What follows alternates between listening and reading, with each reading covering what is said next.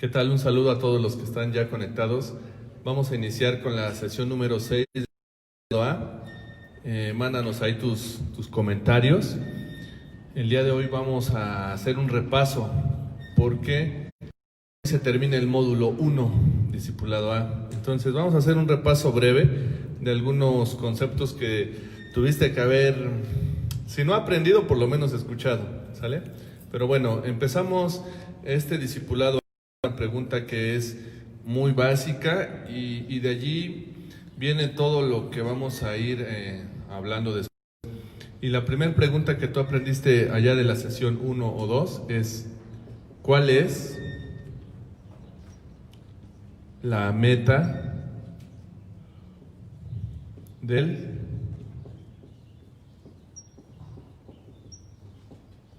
¿Cuál es la meta del Evangelio?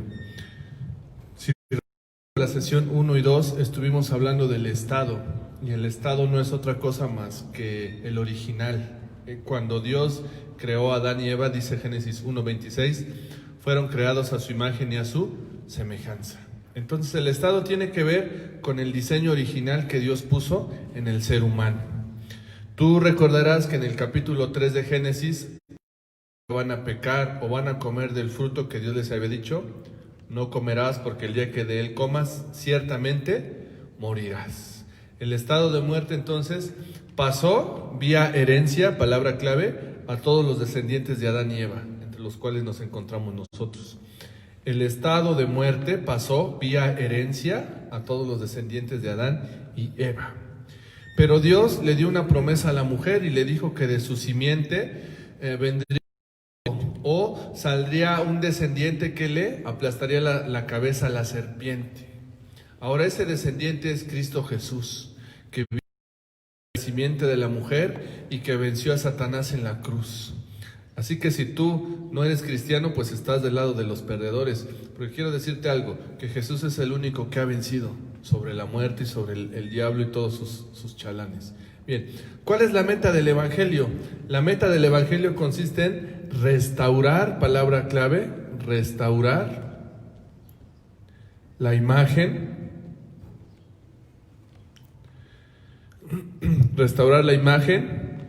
y restaurar el propósito. ¿Cuál imagen y cuál el propósito? La que Dios colocó en el ser humano cuando hagamos al hombre a nuestra imagen conforme a nuestra semejanza, y que éste enseñoree sobre los peces, que éste multiplique, que éste sojuzgue, que éste ejerza el mandato de dominio sobre toda la sobre toda la creación. Entonces, básicamente lo que tú vas a aprender en este discipulado es que tienes que restaurar esta imagen que se perdió. Ahora, ¿cómo la restauramos? Si tú entiendes que la primera pregunta es ¿cuál es la meta?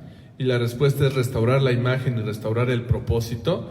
La siguiente pregunta es consecuencia de la primera y tiene que ver con ¿cómo restauramos? ¿Cómo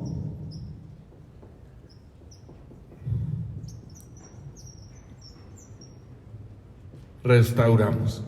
Ahora, la palabra restaurar quiere decir regresar algo a su condición inicial o a su condición original. Y el ser humano, por causa del pecado, está distorsionado. O básicamente ha perdido la imagen, o básicamente... ¿Cómo restauramos? Restauramos con fe y con recursos. Por eso la sesión pasada del domingo anterior vimos que la fe es un conocimiento. Fe tiene que ver con entender que para poder agradar a Dios primero necesitamos tener fe para podernos acercar a Él, y que lo que no proviene de fe es pecado. Entonces necesitamos de la fe, y la fe es un conocimiento, algo que damos por cierto, aunque en el momento quizás no tengamos evidencia física de aquello que afirmamos. Pero por otro lado están los recursos. ¿Y qué son los recursos? Pues los recursos tienen que ver con 5 cosas. O lo que nosotros vamos a aprender el siguiente módulo en el discipulado tiene que ver con 5 doctrinas. ¿Por qué? Porque nosotros tenemos una frase que hemos hecho nuestra y es que recursos te dan confianza para afrontar la vida. Recursos te dan confianza para afrontar la vida. Y el ejemplo que hemos escuchado, y siempre lo repetimos aquí, es sencillo. Imagínate que de pronto vas al centro comercial, no en estas fechas porque está cerrado, pero imagínate que ya estamos en una época normal y vas al centro comercial y de pronto empiezas a ver los aparadores, vas a los celulares, vas a los zapatos y básicamente andas recorriendo el centro comercial. Pero ¿qué pasa si lo único que traes en tu bolsillo son agujeros? Pues te aseguro que lo que va a pasar es que vas a ver las cosas y vas a decirte a tu interior o a ti mismo: quiero, pero ahorita no tengo. Está muy bonito, pero no me alcanza. Me gustaría comprar esto, pero no puedo. Y entonces tu actitud va a ser una actitud de escasez. ¿Quién te da esa actitud de escasez? Tus recursos. Ahora imagínate que regreses el siguiente mes, estuviste trabajando duro, te dieron un buen trabajo, tu abuelito te dejó por ahí una herencia y de pronto traes mucho dinero en tu bolsillo y en tus tarjetas y regresas al mismo centro comercial y los zapatos que están allí los compras, vas por tu celular y vas por muchas cosas que a lo mejor ni necesitas, pero la palabra clave es recursos. Como ahora tienes recursos, tu actitud hacia la situación es diferente, porque recursos te dan la seguridad para afrontar ¿qué? La vida. Dios dio esta vida para que la afrontemos con recursos. Por eso cuando hablamos de Génesis capítulo 2 y Génesis 1, Dios le dice a Adán: he aquí que les he dado, hombre y mujer, todos los recursos para que ustedes puedan cumplir con un propósito. La vida está diseñada para que se afronte con recursos. Si tú tienes recursos, tu actitud es una. Pero si tú no tienes recursos, tu actitud es diferente.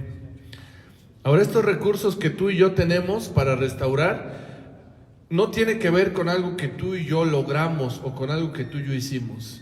Tiene que ver con lo que Jesús hizo en la cruz. Por eso aquí abajo en la pizarra voy a leer la cruz. Espero que no seas de los cristianos que se espantan porque se les dibuja una cruz. Pero bueno, dentro de esta cruz le voy a poner la palabra recursos.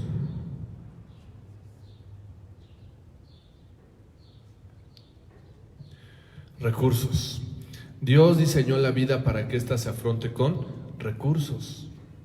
Ahora, los recursos que tenemos para restaurar son recursos que Dios nos dio a través de Jesús. No son recursos que tú y yo hayamos generado, sino son el trabajo o el fruto de alguien más, en este caso de Jesús.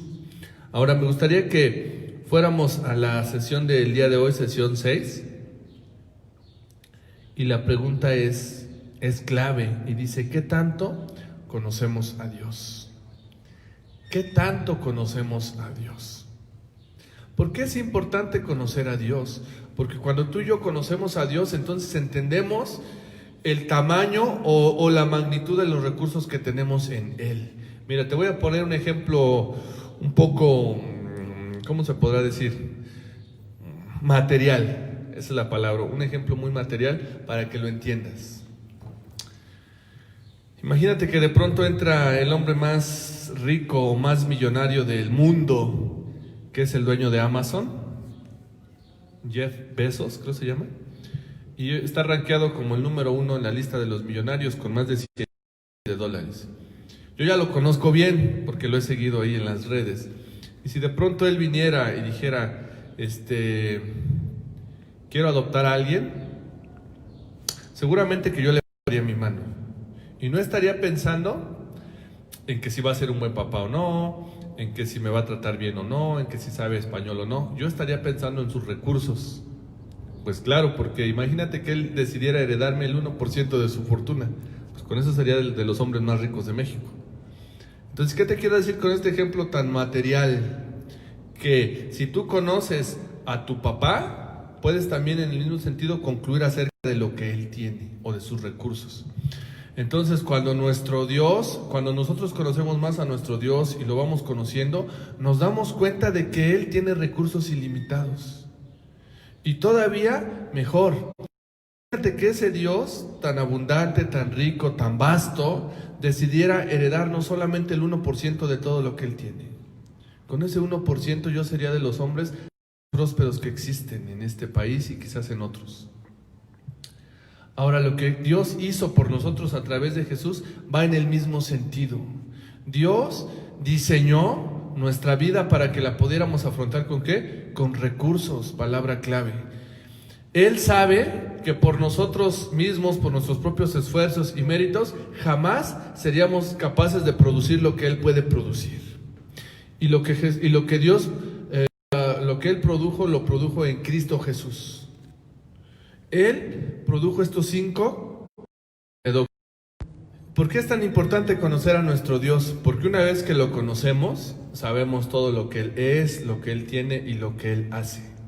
Ahora, si nosotros nos percibimos como sus hijos, si nos percibimos o si concluimos acerca de nosotros mismos que somos sus hijos, podemos entender que parte de lo que Él es, parte de lo que Él tiene y parte de lo que Él hace está puesto ¿en dónde? En nosotros. Solamente si nos vemos o nos percibimos o concluimos que somos sus hijos.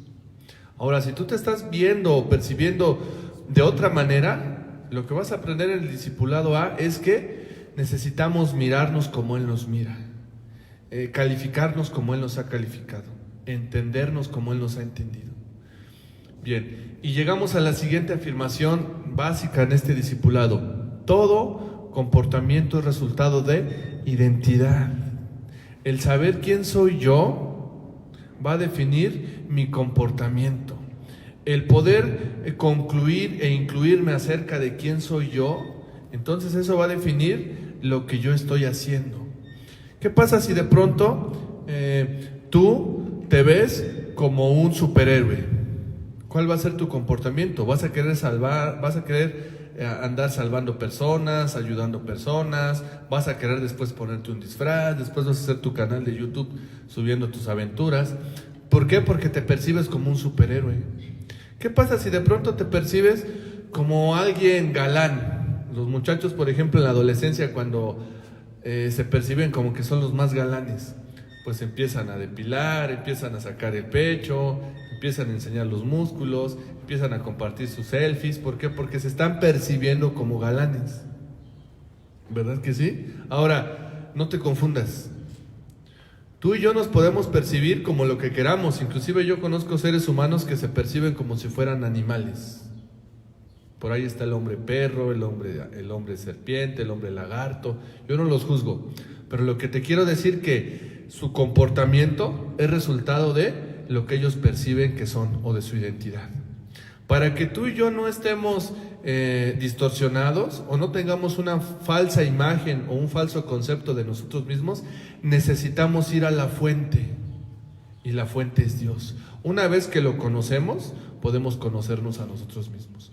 Una vez que lo miramos a Él, podemos mirar con claridad a nosotros mismos. Por eso lo siguiente es: todo comportamiento es resultado de identidad. Por ejemplo, ¿quiénes de ustedes fueron a la escuela para ser padres? Yo tengo 2 hijos y te aseguro que nunca fui a la escuela, ni siquiera sé si exista, aunque creo que por ahí han dicho que sí, escuela para padres. O un lugar donde te enseñen a ser padre. Ahora, yo no desprecio los cursos que existan o las escuelas o los seminarios que pueda haber donde te enseñen a ser un buen padre. Qué bueno que existan, pero te quiero decir algo. En el momento que tú te pusiste la identidad de papá o de padre o de madre, empezaste a comportarte como tal. Y dijiste: tengo que levantarme para darles de comer, tengo que cuidarlos si están enfermos, tengo que alimentarlos, tengo que proveer, tengo que amarlos, tengo que estar con ellos porque yo soy su papá. Si no lo hago yo, ¿quién lo va a hacer? Una vez que me percibí como un papá de mis hijos, en ese momento mi identidad, o más bien mi comportamiento, cambió. Me convertí en un papá para ellos, aunque antes nunca cursé la escuela de padres. Lo mismo si soy un esposo. Yo no cursé la escuela para ser esposo o buen esposo, pero una vez que entendí que estaba casado, que tenía un pacto de matrimonio, entonces mi comportamiento cambió. Dejé de ver a otras mujeres, dejé de quedarme a dormir en donde me agarrara la noche.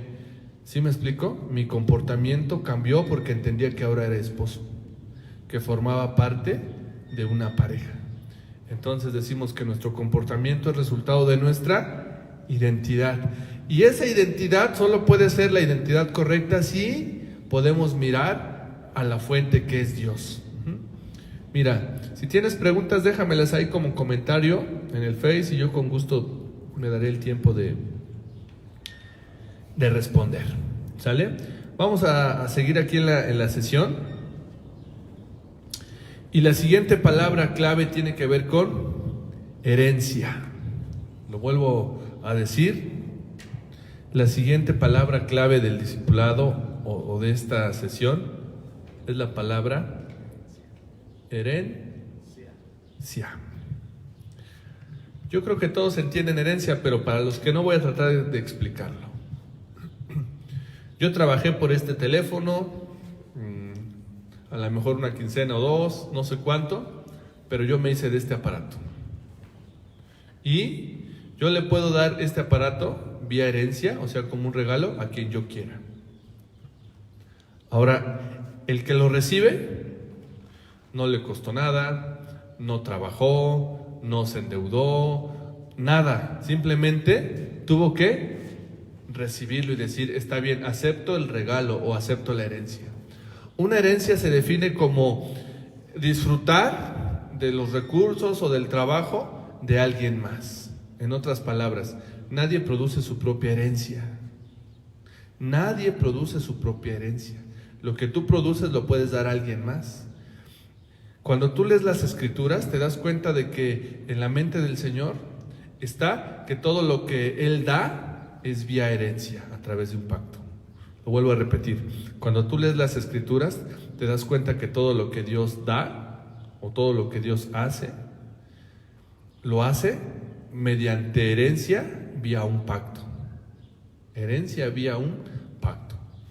Entonces, ¿cuál es la herencia que el Señor nos ha dado? Mira, la herencia que el Señor nos ha dado está compuesta de tres elementos, o va en tres sentidos. La herencia que Él nos dio y que sirve, o que son los recursos que tenemos para restaurar, tiene que ver con el ser, tiene que ver con el tener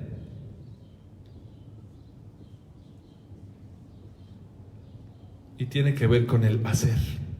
Él nos dio una herencia que se compone de tres elementos: una herencia en el ser, una herencia en el tener y una herencia en el hacer. Por eso es importante que tú sigas activo en el discipulado A, porque si no, no vas a entender estas tres palabras claves. Lo que te quiero compartir nada más el día de hoy es que todo lo que Dios te va a dar o te va a entregar es a través de una herencia. La obra de Jesús es algo que no me costó a mí, es algo que no te costó a ti. Él fue el que obedeció la ley, Él fue el que cargó la cruz, Él fue el que murió, Él fue el que resucitó, Él fue el que ascendió a los cielos. Pero Dios te da vía herencia, por medio de un pacto en la cruz, esa herencia. Él te da ese regalo. Por eso es que la vida eterna, dice por ahí las Escrituras, es algo que se da por gracia. La salvación es algo que se da por gracia. Es un regalo, porque es una herencia, no es algo que tú puedas producir. Ahora, si te quieres poner a producir tu propia salvación, tu propia identidad, tu propia santidad, si tú quieres estar calificado delante de Dios por tus propios esfuerzos o méritos o por tu propio trabajo, lo que te quiero decir es que nunca lo vas a lograr. Porque la vida está diseñada por Dios para que nosotros afrontemos esta vida, número uno, con recursos, pero número dos, esos recursos los recibimos vía herencia, no vía nuestros esfuerzos, no vía nuestros trabajos, no vía lo que nosotros podemos hacer. Piensa en lo siguiente, imagínate que de pronto el hombre más rico del mundo que ya te mencioné te quisiera dar una herencia. ¿Puedes recibirla o no recibirla? Pero una vez que la recibes, no importa si él invirtió en compañías de Google, no importa si él invirtió en el comercio en internet, no importa cómo la consiguió, de todos modos, él fue el que produjo esa riqueza. Lo único que me toca a mí o que te tocaría a ti si recibes la herencia es saber disfrutarla, saber multiplicarla, saber usarla. Pero la herencia tú y yo no la producimos. En el mismo sentido, todo lo que Dios ha hecho por nosotros en Jesús viene como una herencia. Bien, siguiente punto de nuestra sesión. Estamos aquí en la sesión número 6 del Discipulado A. Y habla de una fe activa. Estos minutos te he estado hablando un poco de los recursos que tienen que ver con las 5 doctrinas, que tienen que ver con la herencia, que tiene que ver que estos recursos definen mi comportamiento, pero hay algo que es una fe activa. Y lo voy a poner para contrastarlo, diferente de una fe pasiva.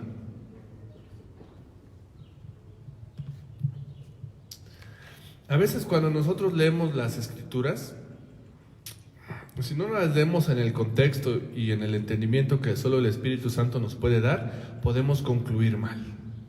Lo vuelvo a decir, a veces cuando nosotros leemos la Biblia y no las leemos en el contexto, es decir, en el conjunto, y además de eso no le pedimos al Espíritu Santo su dirección o su revelación, podemos llegar a conclusiones equivocadas. Entonces te quiero decir lo siguiente: cuando la Biblia te dice que Dios te da algo, eso que Dios te da no es como lo entendemos en el español. Le voy a pedir a quién, a Joel, que pase aquí. Joel es de los chicos de medios. Eres medio, ¿verdad? Digo, ¿eres de medios? No. Pero mira, gracias Joel. Cuando nosotros en español decimos que vamos a dar algo, todos entendemos lo mismo, ¿verdad? Joel, te doy esta Biblia. Y Joel recibe. Vamos a volverlo a hacer, y no nos ponemos de acuerdo tras las cámaras. Joel, te doy esta Biblia. Eso es lo que todos entendemos por dar, ¿verdad? Alguien que entrega.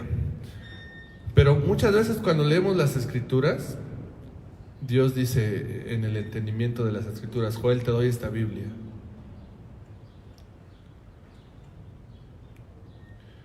Y básicamente eso es lo que sucede. Dios dice te doy, pero Dios no hace esta acción. El dar que nosotros entendemos ahí en la Biblia tiene que ver con que Dios dijo que lo da, pero si Él lo creyó, lo tiene que tomar.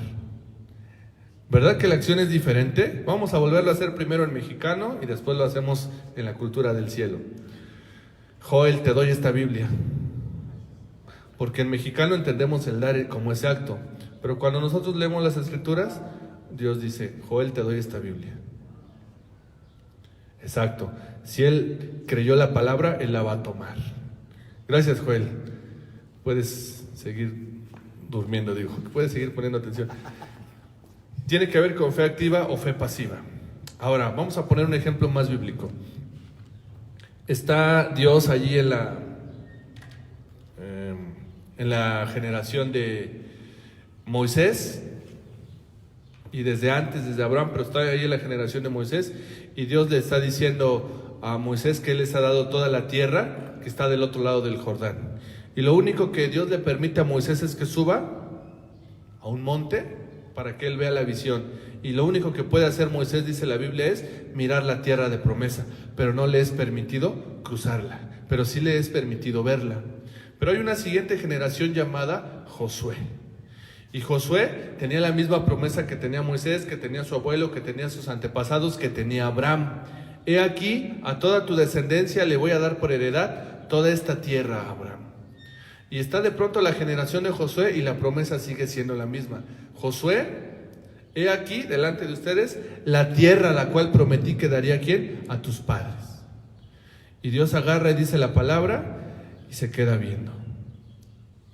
Está en Josué y en su generación usar ¿qué? La fe activa para tomar la espada, cruzar el río y conquistar la tierra.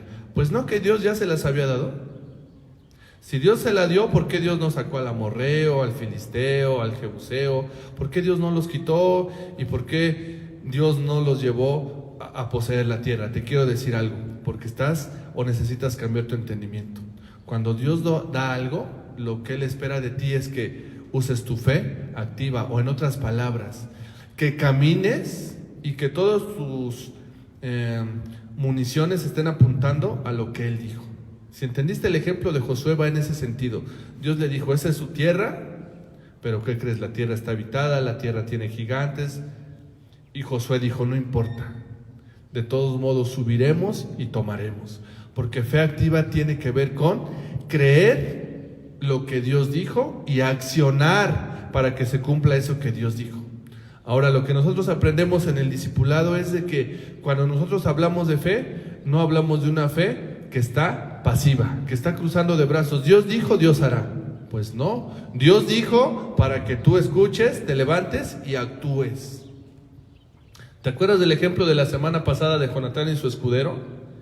Jonatán ya sabía, porque tenía un conocimiento, que es fe también, de que Dios podía salvar con 2 o con un ejército.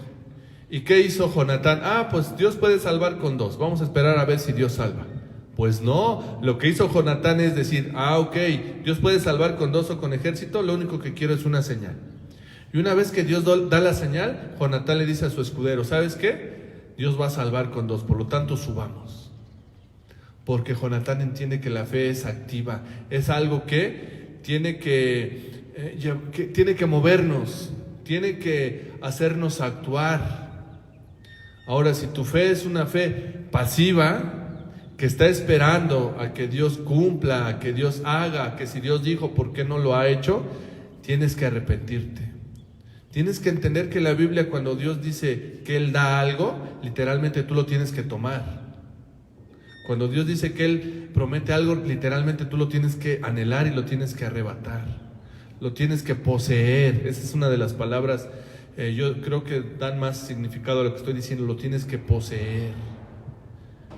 Ahora, mira, te quiero decir algo. Hay herencias que existen, que son legales, que son válidas, pero los herederos no las poseen.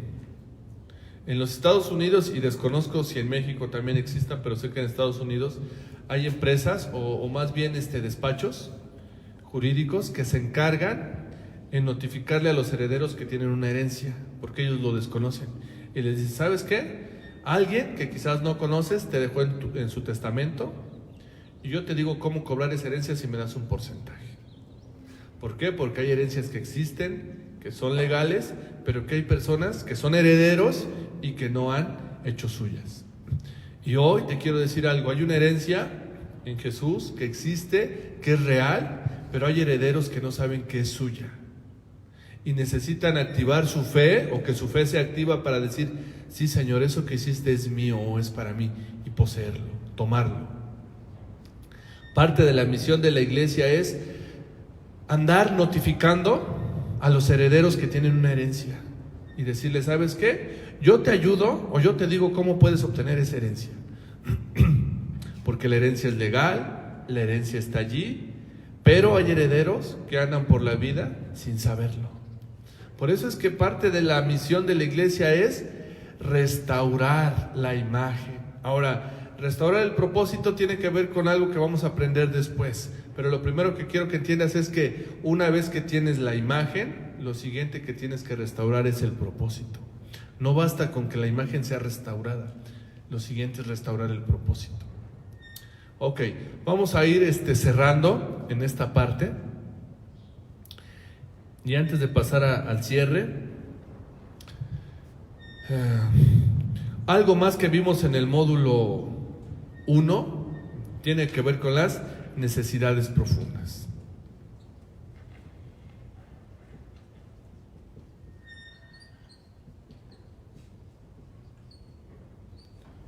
Y básicamente las necesidades profundas son como un hueco. Voy a dibujar así el corazón, aunque si hubiera un cardiólogo me diría que estoy loco, que así no es el corazón. Yo le diría que es un símbolo, ¿sale? Entonces este símbolo de corazón, adentro tiene un hueco.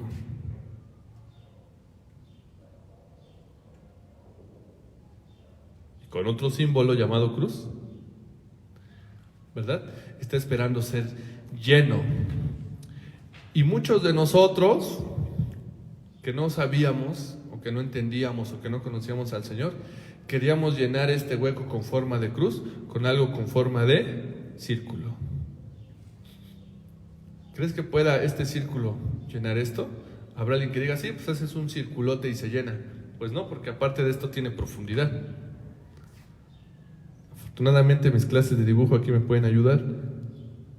Pues no me ayudaron, pero bueno, imagínate que la cruz tiene profundidad, ¿sale?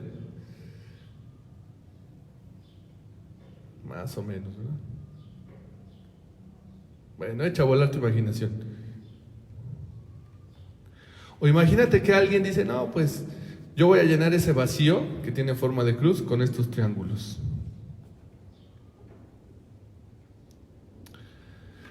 Ahora, esto que se ve aquí tan gráfico y tan fácil de entender para cualquier niño, es algo que al ser humano a veces le cuesta trabajo entender y quiere llenar un vacío con algo que no tiene la forma de ese vacío.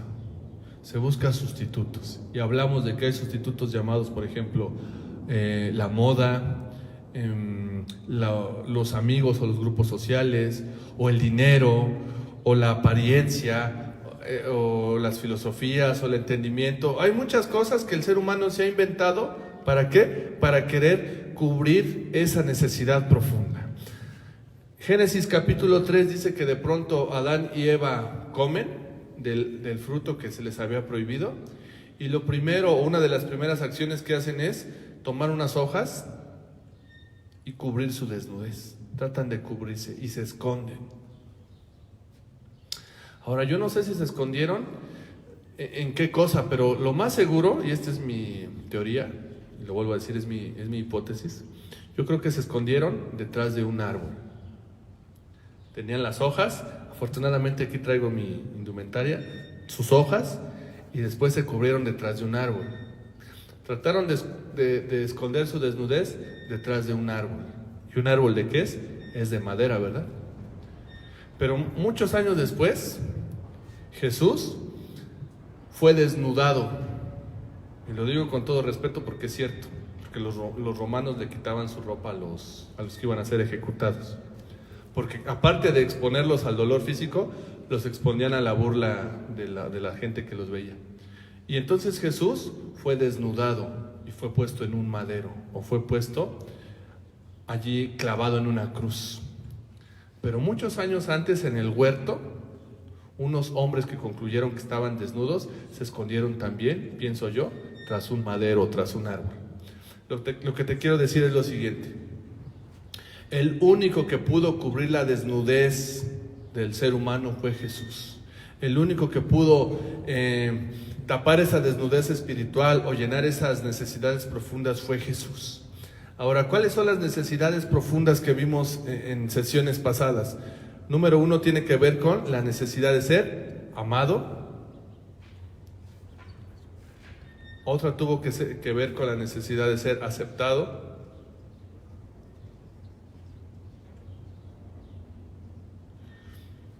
Otra necesidad profunda tiene que ver con la seguridad o sentirse seguro.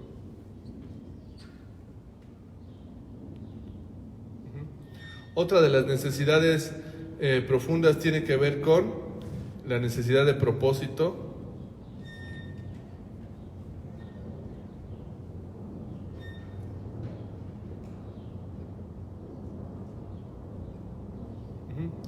¿Y cuál es la otra que me falta? Amado, aceptado, con seguridad, propósito. Y a ver, déjame ver, aquí las tenemos.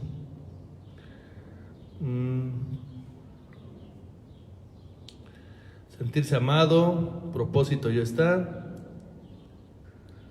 Aceptado, sentirse seguro. Autovalor.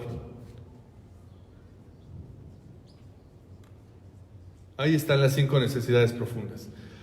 La necesidad de sentirse amado, aceptado, seguro, con propósito, y la necesidad de autovalor. Ahora, todas esas necesidades profundas ya fueron cubiertas a través de Jesús, o por medio de Jesús. Amén. Vamos a la parte ya del cierre. y estamos terminando ya con esta sesión número 6.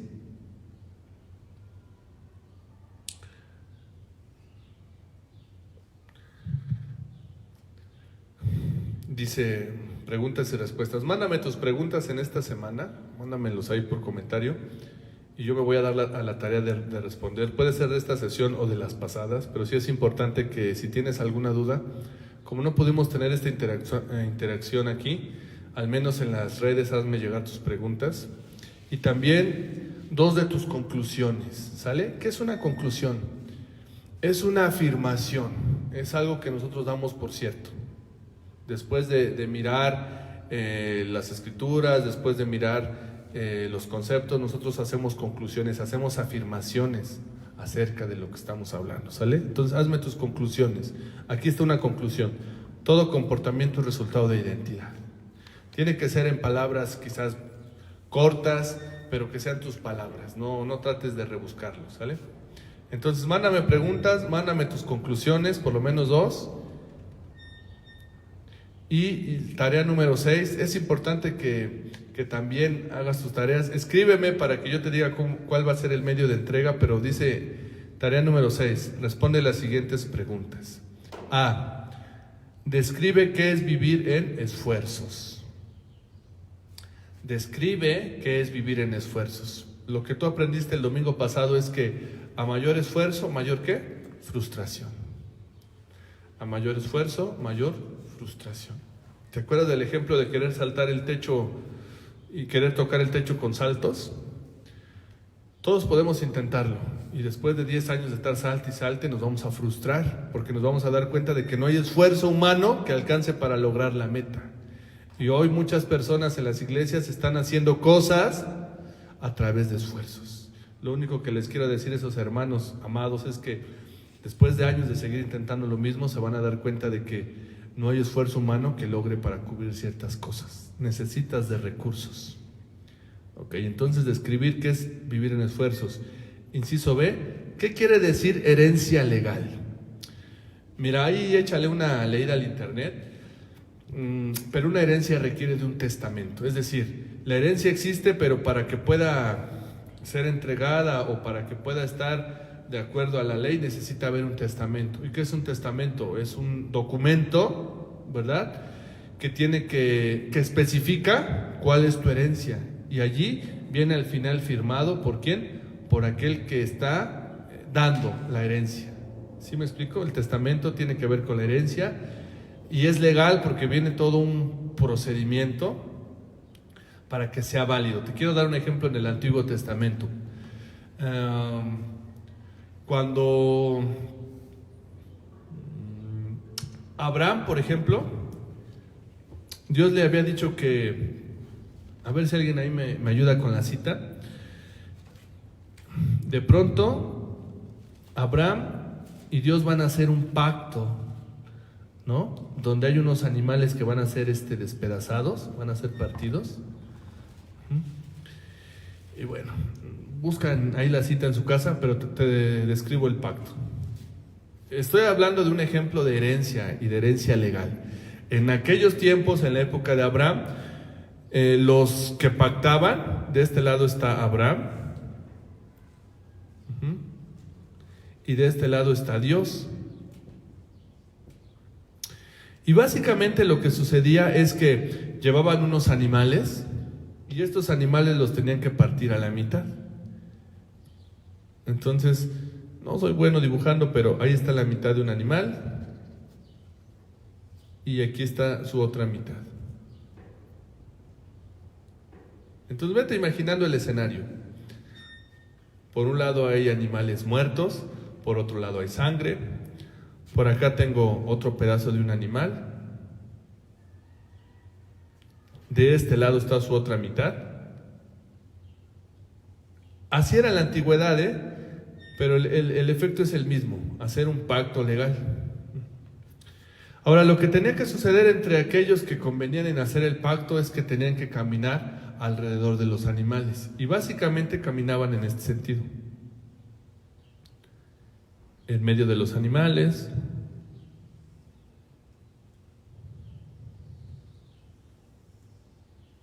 Y mira qué bonito.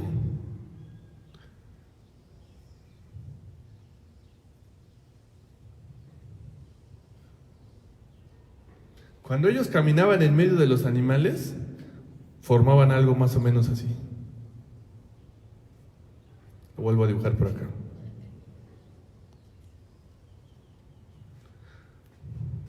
Ahí denme un like si saben de qué símbolo me estoy refiriendo. Así es.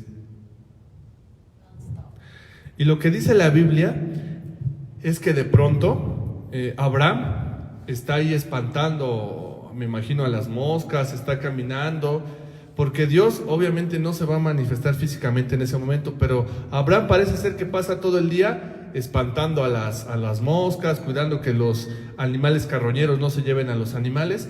Pero te quiero decir algo, de pronto Abraham cae en un sueño y se duerme.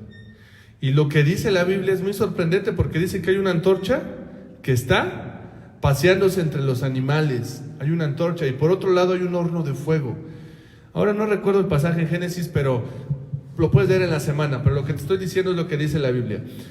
Hay animales, Abraham ya está dormido, porque ya se cansó de todo el día estar ahí entrando, espantando los animales, quizás, los buitres, los opilotes, no sé, o los lobos que pudiera haber allí, o los animales rapaces, voraces. De pronto Abraham está durmiendo, y cuando él cae en sueño hay una antorcha que empieza a pasearse como sustituyendo lo que estaba haciendo Abraham. Y por otro lado dice que hay un horno humeante. Ahora, el simbolismo es muy importante porque la antorcha representa a Jesús. Y lo que está diciendo es que no hay esfuerzo humano que alcance para que Abraham esté todo el tiempo espantando o caminando en medio de los animales, porque un día, lo que te dije es que a mayor esfuerzo, mayor frustración. Y de pronto Abraham ha pasado todo el día en esfuerzo, y esa frustración, ¿qué le produce? Cansancio. Y viene el sustituto, que es el Hijo de Dios en forma de antorcha, y se empieza a pasear diciendo: Abraham, puedes dormir tranquilo, yo voy a seguir como antorcha humeando todo el tiempo, haciendo el recorrido. Y por otro lado está el horno humeante, que representa al justo juicio de Dios, porque la Biblia dice: por cuanto todos han pecado, están destituidos de la gloria de Dios. Y aparece en símbolo de horno humeante al juez justo de toda la tierra, como un horno. Ahora, el simbolismo de este pacto es muy importante, porque básicamente lo que hacían era que cualquiera que fallara el pacto iba a terminar como ¿quién? Muerto como los animales. Cualquiera que fallara el pacto iba a quedar ¿qué? Muerto como los animales. Y en el momento de cerrar el pacto, Abraham está dormido, y al final termina haciendo el pacto Jesús, y Jesús no va a fallar, Jesús no se va a cansar. Y por otro lado está Dios. Quiero que entiendas el simbolismo del pacto. Abraham dormido, porque el ser humano no es capaz de estar calificado delante de Dios. Pero Jesús le dice a Abraham: no te preocupes, Abraham, sigue dormido, yo te sustituyo, yo te represento en el pacto. Yo no me voy a cansar, yo voy a estar ahí todo el tiempo, eternamente. Y Dios tampoco se va a cansar, ¿verdad? El horno está humeante y el pacto está completo.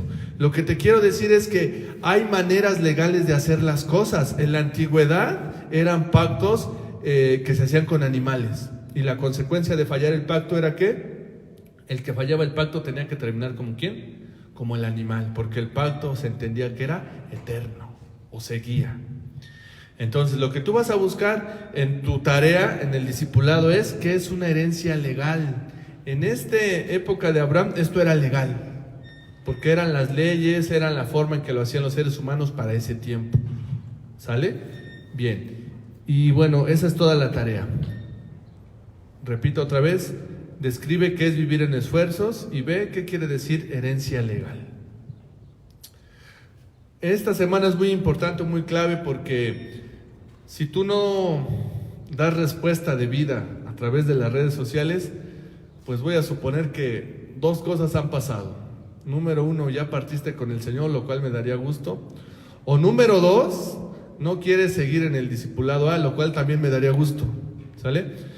Pero sea cual sea tu caso, escríbeme, porque yo soy muy mal pensado. Escríbeme, ¿sale? Papá, te damos gracias en esta tarde Te pedimos que tu palabra tú la selles en nuestro espíritu y que tú nos hables aun cuando estemos dormidos, porque nuestro espíritu no duerme. Nuestro espíritu está conectado contigo, Señor. Te pedimos que tú nos recuerdes cada palabra, cada concepto. Y si hay cosas que quizás no entendimos, no pudimos alcanzar a captar, Señor, que tu Espíritu Santo nos esté recordando las cosas, todas las cosas. Y que este discipulado, quizás estas enseñanzas simples, sirvan para que podamos entender un poco mejor cuál es la obra del Padre, cuál es lo que Él quiere que podamos comprender, que somos herederos, que estamos completos, que no nos falta nada, Señor. Gracias por la vida de cada uno de los que forman este discipulado A, en especial por la vida de Jeremías y de su familia que tuvieron que dejar esta región y regresar a su origen, Señor. Yo sé que tú tienes un propósito, y que cuando digo que tienes un propósito, lo digo en el entendimiento de que tú tienes control de todas las cosas, Señor. Gracias por su vida. Te pedimos que ahí donde estén, tú les hagas entender que el estado de prosperidad está en ellos puesto. Gracias, papá, en esta hora, y te pedimos que en esta semana nos pueda seguir hablando, nos pueda seguir usando para poder transmitir un mensaje de esperanza, un mensaje de amor, un mensaje de bendición al mundo que no te conoce, Señor. Y aún a los cristianos que quizás están temerosos, que quizás están dudosos, Señor, también que a ellos podamos darles aliento, porque somos hermanos, somos partes del mismo cuerpo. Y si parte del cuerpo está débil, el demás cuerpo también se duele, se siente. Pero si el cuerpo está fortalecido, Señor, podemos avanzar. Gracias en el nombre de Jesús. Amén.